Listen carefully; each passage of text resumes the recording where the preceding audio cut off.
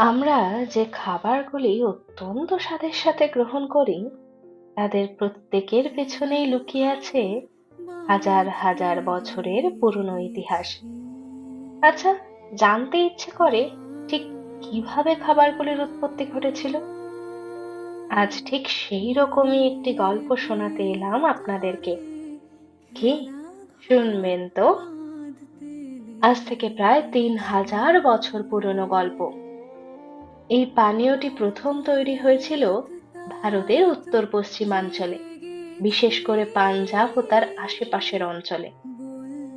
সেই সময় মানুষ দইকে জলে ফেটিয়ে এক ধরনের পানীয় বানাতো, যাতে শরীর ঠান্ডা থাকতো এবং হজমও খুব ভালো হতো।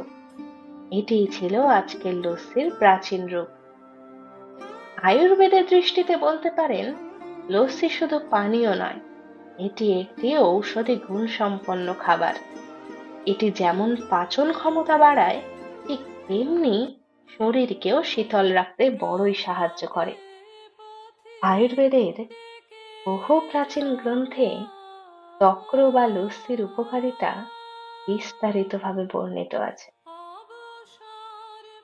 জানেন, মুঘল সাম্রাজ্যের সময় লস্যি পায় এক রাজকীয় রূপ।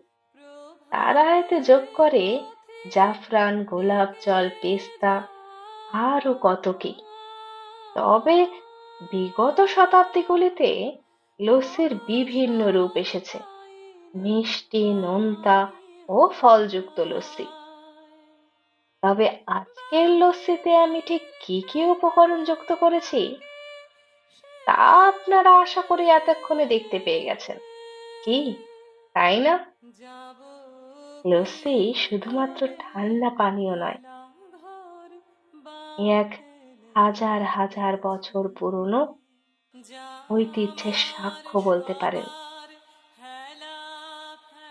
ভালো লাগলে ফলো, লাইক, শেয়ার করতে ভুলবেন না যেন। আর কমেন্টের মাধ্যমে অবশ্যই জানাবেন আজকের ভিডিওটা ঠিক কতটা ভালো লাগলো।